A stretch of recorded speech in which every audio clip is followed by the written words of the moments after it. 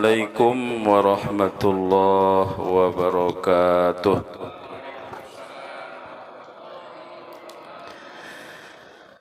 Alhamdulillah alladzi mala'a quluba awliyaihi bimahabbatihi wa ikhtassa arwahahum bisyuhudi 'azamatihi wa hayya'a asrarahum lihamli a'ba'i ma'rifatihi faqulubuhum fi rawdatin jannat ma'rifatuhu yuhbarun. Wassalatu wassalamu ala sayyidina maulana Muhammadin manba'il ulumi wal anwar wa ma'dinil ma'arifi wal asrar wa ahli baitihil athhar, amma ba'd. Qalu subhanaka la ilma lana illa ma 'allamtana innaka antal alimul hakim. Rabbi shrah li sadri wa yassir li amri wahlul 'uqdatam min lisani yafqahu qawli. Ma'asyiral muslimin, hadirin jamaah salat maghrib Masjid Jami Al-Manar dan segenap hadirin majelis ilmu yang dimuliakan Allah Subhanahu wa taala. Syukur alhamdulillah tentunya kita panjatkan kehadirat Allah Subhanahu wa taala atas segala nikmat yang diberikan kepada kita, baik nikmat zahir dan nikmat batin. Qala Ibnu Athaillah, kaifa yasruqu qalbun suwarul aqwani muntabi'atun fi mir'atihi. Ini udah belum, masih ingat enggak ya? Soalnya Bapak bulan kemarin libur kita pas lebaran ya.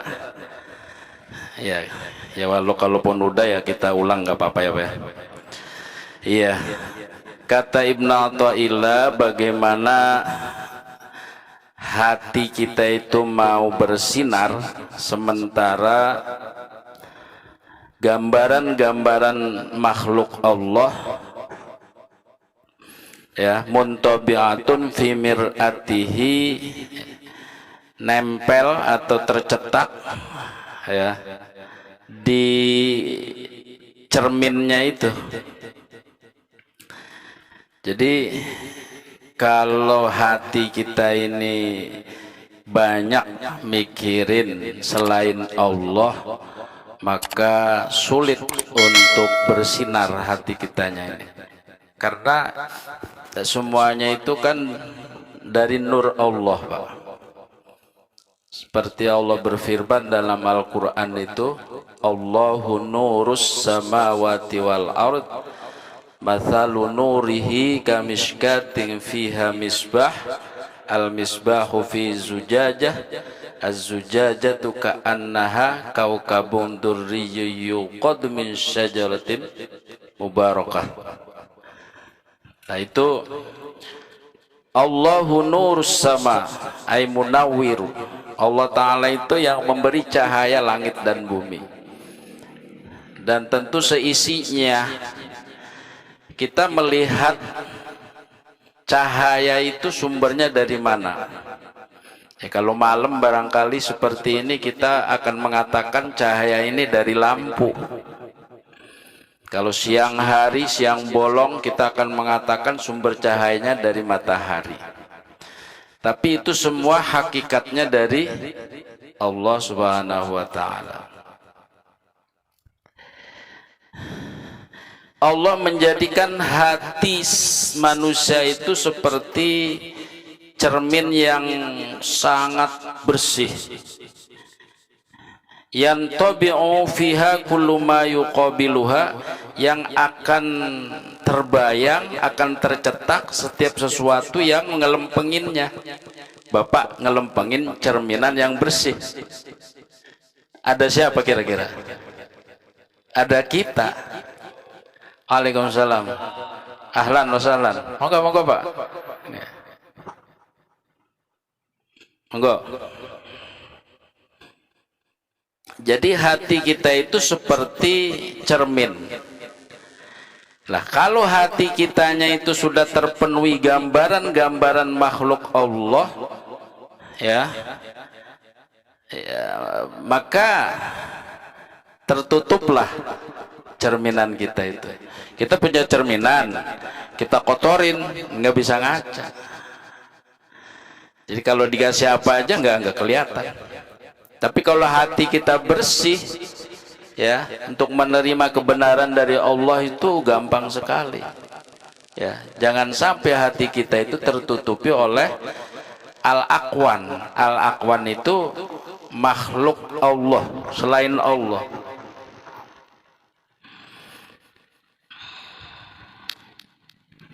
Lah, kalau sudah tertutup oleh namanya makhluk, maka apa yang ngelempengin hati itu tidak akan kelihatan.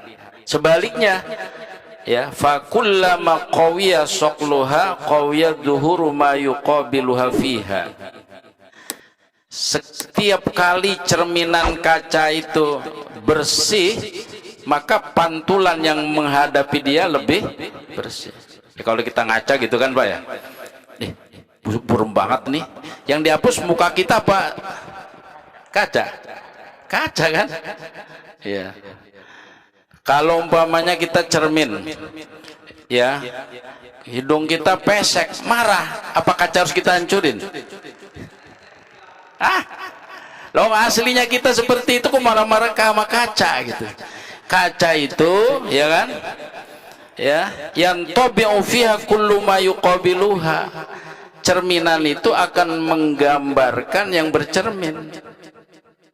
Jadi kalau muka kita bejot, jangan kacanya yang dipecahin, muka kitanya yang dibetulin.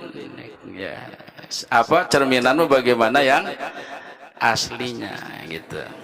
Lah, jadi mir'ah itu cerminan, alatun soqilah gitu, yang tabi'u fiha ma yuqabilu, itu persis seperti itu, ya.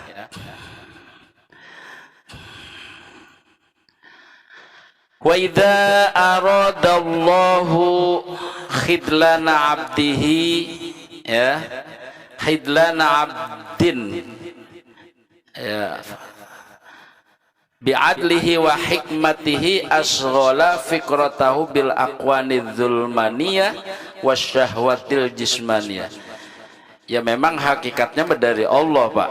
Apakah kita pikiran kita tuh terpenuhi oleh makhluk-makhluk Allah atau yang lainnya, itu ya hakikatnya dari Allah. Makanya kita harus minta kepada Allah. Allahumma nawwir qulubana. Itu apa artinya? Saya sering kalau ngajar itu saya ajarin doa itu Pak. Allahumma nawwir qulubana binuril Quran wa binuri hidayatika kama nawwartal ardo binuri syamsika abadan abada birahmatika ya arhamar rahimin. Ya Allah, sinarilah hati kami dengan cahaya Al-Quran dan dengan cahaya hidayahmu, sebagaimana engkau menyinari alam semesta ini dengan cahaya matahari selama-lamanya dengan rahmatmu ya Allah yang maha pengasih lagi maha penyayang. Pernah berdoa begitu Pak? Apa enggak? Allahumma nawwir qulubana binuril Quran. Ya Allah, sinarilah hati kami dengan cahaya Al-Quran. Bagaimana supaya kita dicahayai dengan Al-Quran? Iya, dibaca Al-Qurannya Pak, ya. Jangan punya Al-Quran bukan buat pajangan doang atau buat menutupin lubang angin. Ada yang kayak gitu? Mana orangnya? Ya Allah, Al-Quran itu Pak untuk di dunia, baca di dunia, bukan untuk di akhirat. Minimal tuh waktu tuh habis asar sama habis subuh sempatkan ya. Apalagi nyempetin jam 3 malam Bapak baca Al-Quran itu rumah itu Pak, coba dah seperti berbicara Pak, seneng itu Al-Quran. Jangan rumah isinya berantem mulu, kalau enggak golekan, iya kan? Ya sesekali karaokean nggak apa-apa. Ya, ngaji Qurannya 3 juz, karaokeannya 10 menit cukup. Jangan dibalik, baca Qurannya ya surat Al-Ikhlas doang. Ya, terus karaokeannya 1 jam, 2 jam lah, ini yang enggak imbang. Ya, perintah Rasulullah Pak, nawiru buyutakum bitilawatil Qur'ani wassalat bis-sholati wa tilawatil Qur'an. Sinarilah rumahmu dengan sholat dan baca Al-Qur'an. Nih, kalau sholat sunnah Bapak baiknya di rumah. Cuman kalau yang dekat-dekat di sini ya jangan di rumah semua, antar sepi masjidnya. Ustaz Rohadi nantilah pada kemana ini pas giliran. Iya. Ya maksudnya sholat seperti sholat duha, sholat tahajud itu kan ibu bapak bagusan di rumah itu. Ya, itu Rasulullah menyuruh kita untuk menyinari rumah-rumah itu dengan sholat. Saya yakin Pak akan berbeda rumah yang sering dibacain Al-Quran karena rahmat turun. Ya, minimal 1 juz sehari atau ya 2 lembar, yang penting bacain Al-Quran. Nah itu. Wa idza aradallahu ta'ala hidlana abdin bi'adlihi wa hikmati aswala fikratahu bil aqwanidul maniyah wasyahwatil jismaniyah. Kalau Allah menghendaki untuk menghinakan hambanya, maka Allah dengan segala keadilan dan hikmahnya dia akan sibukkan pikirannya dengan aqwanidul maniyah. Aqwan itu selain Allah Pak. Aqwan itu alam semesta. Bisa harta, bisa kerjaan, bisa keluarga, ya, yang membuat gelap hati, itu aqwan. Kalau Allah mau menghinakan dia, Allah sibukkan dengan itu. Ya banyak Pak dalam kehidupan ini contohnya. Mereka dari sisi jabatan, dari sisi keuangan, ya nggak masalah, tapi justru karena semua itu dia membuat hidupnya dalam kegelapan. Nah gitu. Lah kalau yang begitu ya udah, cerminan itu udah nggak ada sama sekali, blek-blek begitu aja, nggak akan, sulit menerima kebenarannya pun sulit. Maka seperti kita sekarang ini mau datang ke masjid taklim, itu salah satu upaya untuk menyikap, untuk ya membersihkan hal-hal yang membuat kotor cerminan hati kita. Kalau sudah begitu, fantoba'atil kal aqwan fi mir'ati qalbihi. Kalau sudah begitu akan nutupin tuh semua kegelapan itu fi mir'ati qalbihi, di hati, ya, di cerminan hatinya, maka akan tertutup, sulit. Tuh, maka dalam hadis itu begini nih Pak. Innal qulub tasda'u kama yasda'ul hadid. Kata Rasulullah sallallahu alaihi wasallam, hati kita ini bisa berkarat Pak, seperti berkaratnya besi. Besi ida asobatul ma, kalau terkena air. Wa innal iman, dan sesungguhnya iman itu yahlaku, bisa rusak. Yahlaku tuh kalau istilah baju Pak, sarung apa gitu, itu robek. Begini aja sobek, itu namanya yahlaku. Apa namanya tuh kalau kata saya? Memumut. Hah? Teko. Tepo. Iya. Apa tepo Pak? Asik, asik, asik. Dapat bahasa baru nih, tepo. Kalau rapuh, ya. Kalau saya mumut, mumut itu ya tadi diginiin aja, prol gitu, prol gitu. Iman kata Rasulullah bisa begitu, ya. Kama yahlakus saubul jadid, ya. Seperti akan rusaknya baju yang baru, lama-lama dia akan, kalau tidak dijaga, kalau tidak dirawat. Makanya iman itu yazid wa yanqus. Ya, yazid wa yanqus. Iman kita ini statis apa dinamis? Dinamis. Naik turun. Ya, kadang naik, kadang turun. Bagaimana naiknya iman? Harus dengan amal soleh.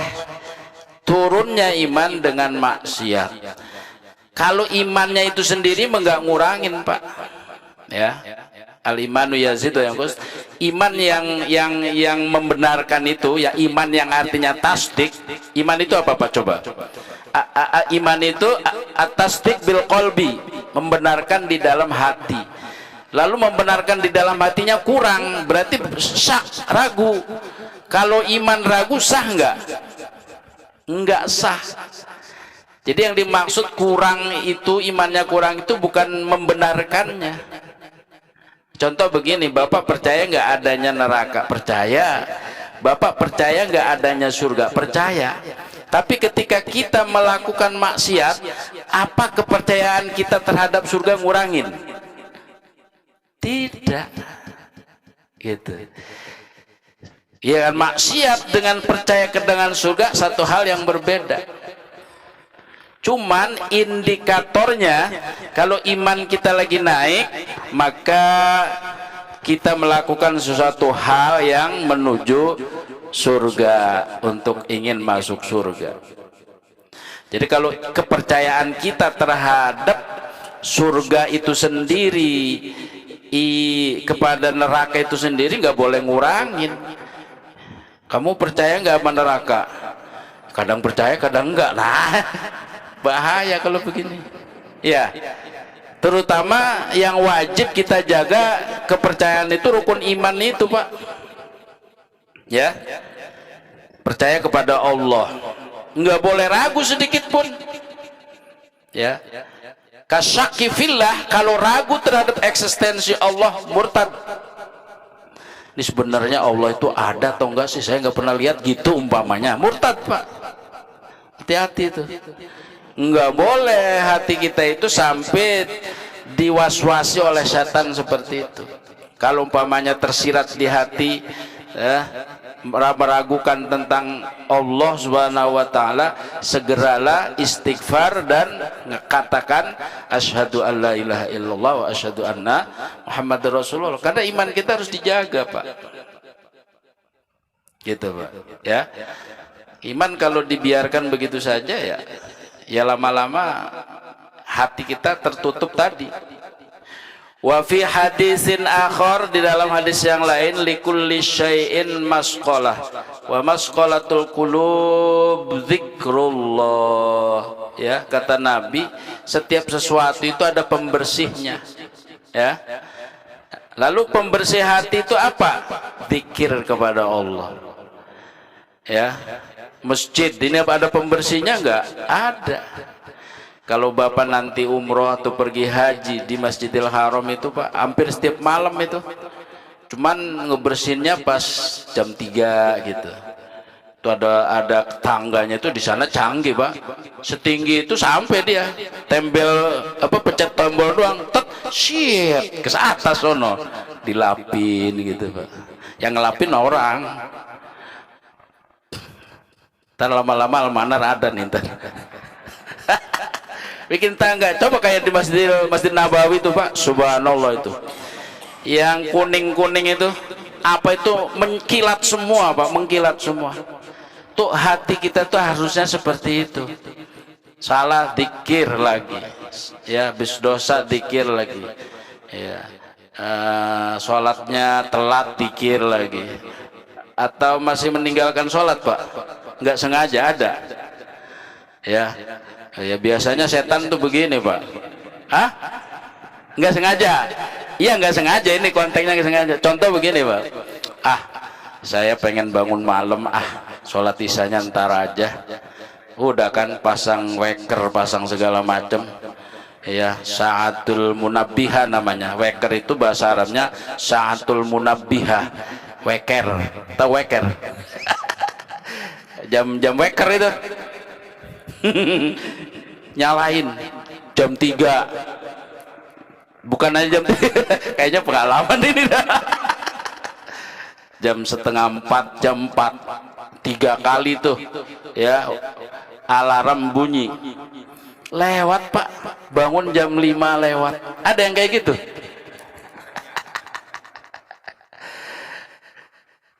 Makanya tidur sebelum sholat isya itu makruh. Terkecuali kita sudah wasikoh banget, sudah terpercaya banget bangun malamnya. Orang itu ada Pak, biarpun tidurnya jam berapa saja, kalau sudah ngewiridin bangun jam 4, bangun, dibangunin atau tidak. Beda dengan kita, saya lah minimal pasang waker 10 kayak udah.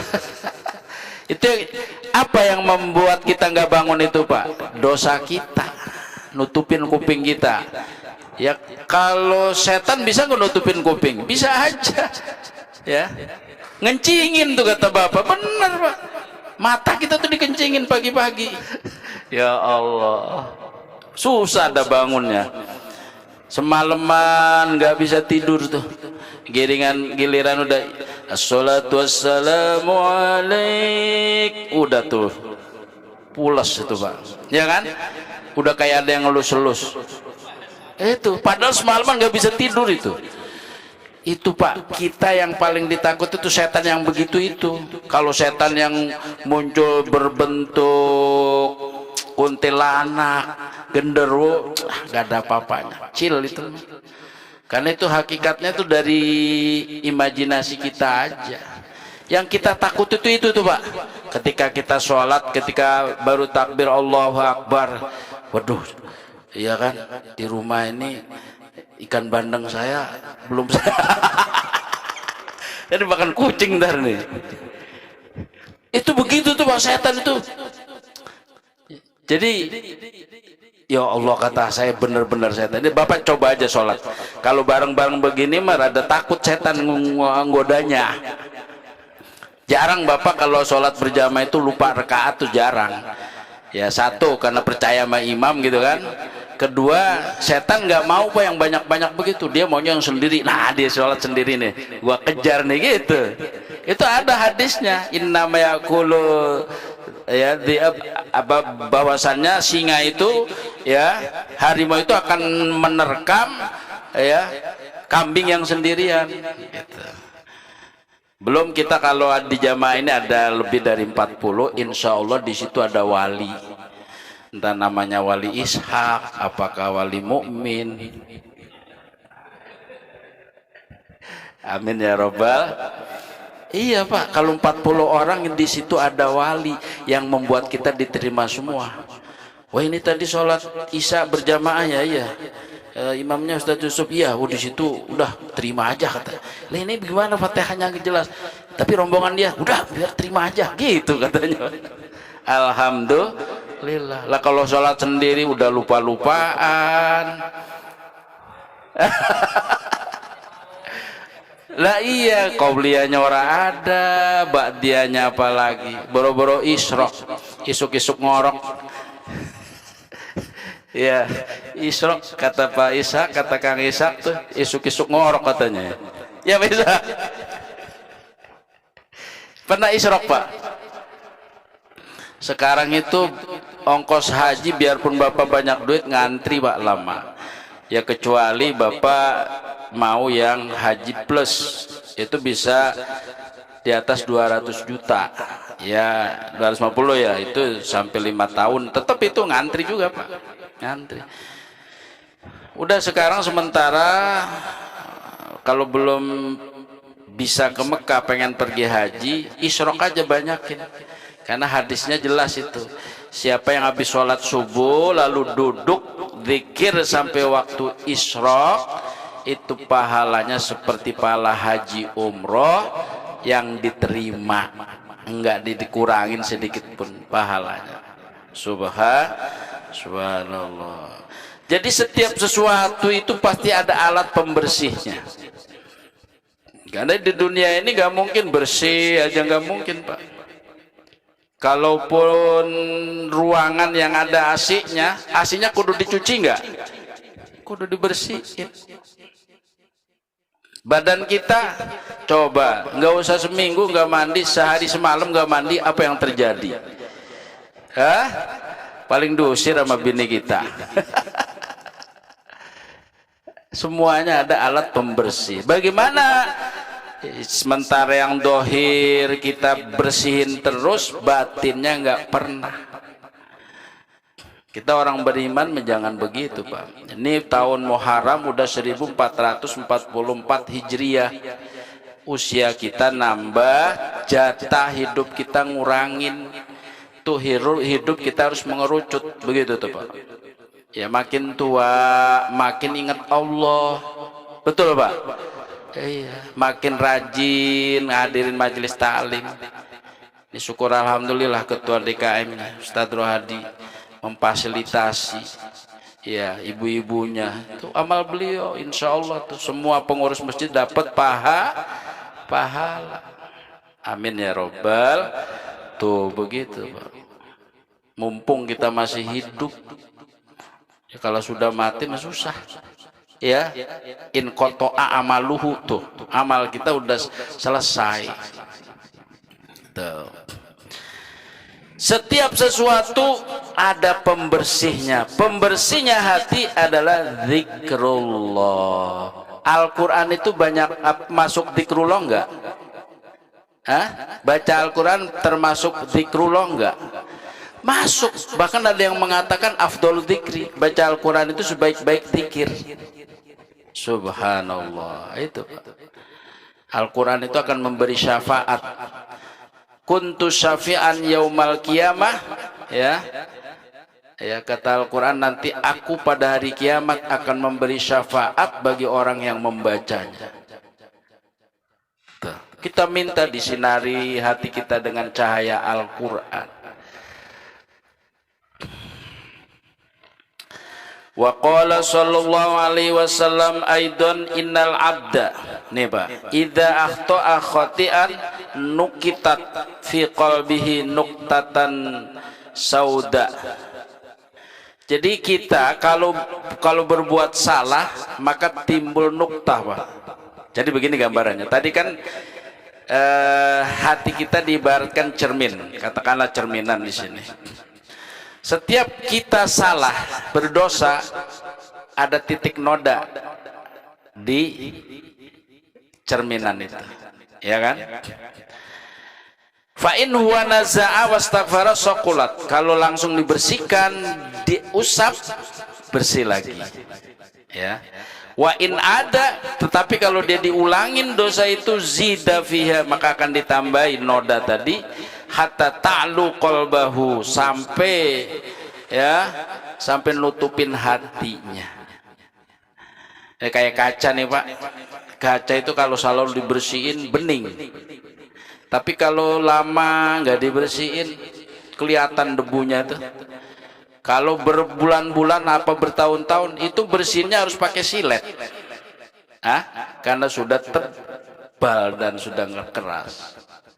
Tapi kalau begitu salah diusap lagi, insya Allah ya namanya kita mobil jalan, Pak, ya enggak? Kita jalan jatuh, ya mendingan daripada lo nggak jalan jatuh cengeng gitu. Kita mobil ibarat mobil jalan ya kena lecet, kena mentok apa-apa ya wajar. Lah sudah nggak jalan kena lecet lah itu yang sial. Gitu. Nggak ada orang yang selalu benar, nggak ada.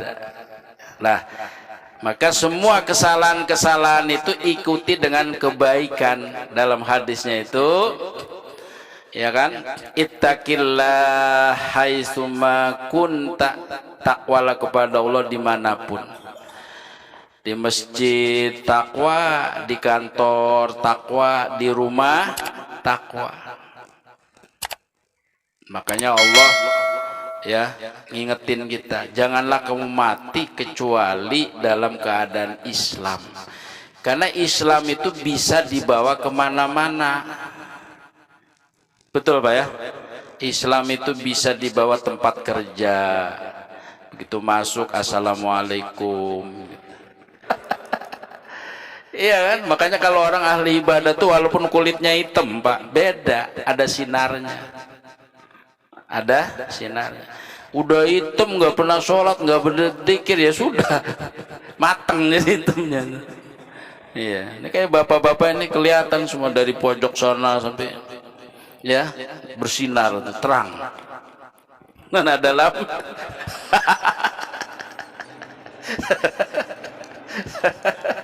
coba kalau matiin lampunya. Pak, mata kita bisa ngelihat kenapa Pak? Karena ada lampu. Coba kalau nggak ada lampu, nggak bisa Pak. Mau sombong ya, mau sombong di mana coba? Mata kita ini butuh sinar kalau pengen lihat. Gitu. Coba Bapak masuk kamar dimatiin lampunya. Ada bini kagak kelihatan, injak bisa tuh bini. Sekalian diinjak-injak aja kan. Gak kelihatan Pak. Ya Allah, kita masuk kuburan, ya kan?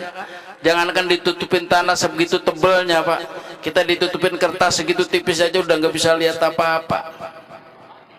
Apalagi di kuburan. Yang akan menerangi itu amal soleh kita, yang membuat dosa kita diampuni. Bapak duduk di sini nih.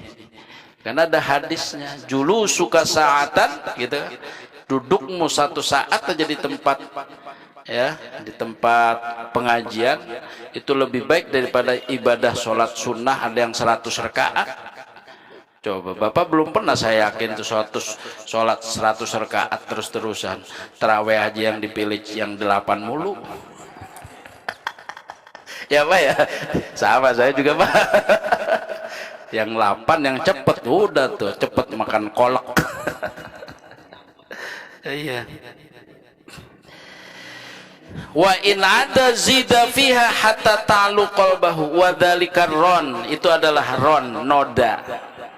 Ya, alladzi dzakarallah. Ya, alladzi dzakarallah. Wa in ada, ya kalau umpamanya kita itu berbuat dosanya enggak dicuci-cuci, enggak tobat-tobat, ya udah penuh dengan, maka semakin tertutup itu. Jadi bagaimana caranya supaya hati kita itu betul-betul tersinari. Nah, satu lagi. Qala Ibnu Athaillah fi hikmatihi. Ibnu Athaillah mengatakan, am kaifa yarhalu ilallah wa huwa mukabbalun bisyahwatihi.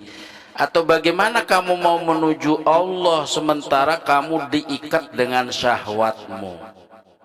Umpama Bapak mau menuju jalan ke sana, kaki kita diikat sama tambang, bisa nggak Pak? Enggak. Jadi bagaimana kamu mau jalan menuju Allah sementara kamu diikat dengan syahwatnya? Ya, syahwat itu keinginan yang rendah Pak. Makan pengen banyak gitu kan, terus ya syahwat tahu sendiri lah Pak, keinginan syahwat Pak ya, gitu, nafsu itu. Ar-rohil itu berangkat Pak. Jadi Bapak meninggal itu namanya ar-rohil, menuju negeri akhirat. Kita yang masih hidup ini bagaimana kita bisa menuju Allah kalau kita diikat dengan syahwat kita? Bagaimana melepas syahwat itu? Yang paling ampuh dengan berlapar-lapar, dengan berpuasa. Ya, kita kikis syahwat itu sedikit demi sedikit. Soalnya begini Pak, orang kalau perutnya kenyang, ngantuk, pengen tidur, malas semuanya ibadahnya. Makanya usus kita itu Pak, kalau dalam salah satu kitab dijelaskan ada 18 meter. Berapa Pak? Ya, sepertiganya sisakan untuk napas. Ya, 6 meter untuk makan, 6 meter untuk minum, 6 meter untuk napas. Jangan dihabisin, isi pisang, isi durian, enak banget. Udah ngop-ngopan itu, apalagi durian itu ada gasnya. Pulang makan durian lumayan ada gas buat masak air. Iya. Sisain Pak 6 meter. Kata salah satu kitab itu kalau nggak salah 18 jengkal apa 18 meter sih? Hah? Itu Sibrin ya. Jadi 18 ini kali Pak. Kalau 18 meter mau sekuputaran masjid ini.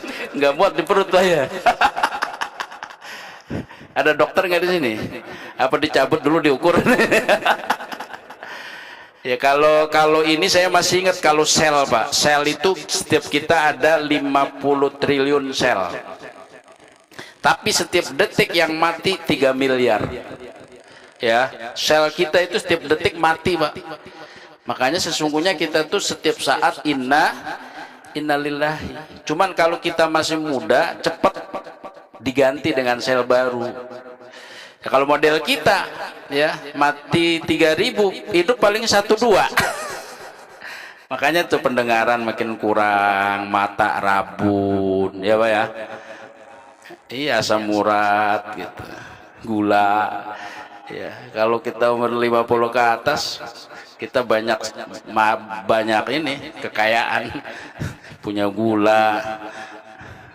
Nikmatnya dikurangi. Senin baca la haula wala quwata illa billahil aliyil azim. Belum bisa 1000 ya minimal 10 dulu. Paling tidak kan ingat kayak saya nih, nginget hari-harinya doang, 1000-nya mah belum. Ya. Besok sekarang malam Senin nih mulai la haula wala quwata illa billahil aliyil azim berapa kali Pak? 1000 kali. Masuk Bapak, saya baca mulai sekarang. Itu namanya zikrullah. 24 jam sehari Pak, masa nggak bisa dapat 1000? Hari Selasanya baca sholawat. Sholawat paling pendek sallallahu ala Muhammad. Ya paling panjang ya rada panjang sholatan kamilah. Allahumma sholli sholatan kamilatan wa salim salaman taman ala sayyidina Muhammadin alladzi tanalu bil qadu wa tanfariju bil qurabu. Terus itu baru 1000 kali. Panjangan sallallahu ala Muhammad aja itu paling pendek. Sallallahu ala Muhammad, sallallahu ala Muhammad. Itu nggak ada yang membuat kita sia-sia waktu itu kalau kita gunakan. Jadi Bapak baca Al-Quran walaupun dihafal masuk zikrullah. Alhamdulillahirabbil alamin. Sami-sami. Demikian saja Bapak-bapak hadirin jamaah sekalian yang dimuliakan Allah Subhanahu wa taala. Kita tutup dengan baca hamdalah. Alhamdulillahirabbil alamin. Subhanakallahumma bihamdika asyhadu an la ilaha illa anta astaghfiruka wa atubu ilaik. Sekian wallahu muwaffiq ila aqwamit thoriq. Assalamualaikum warahmatullahi wabarakatuh.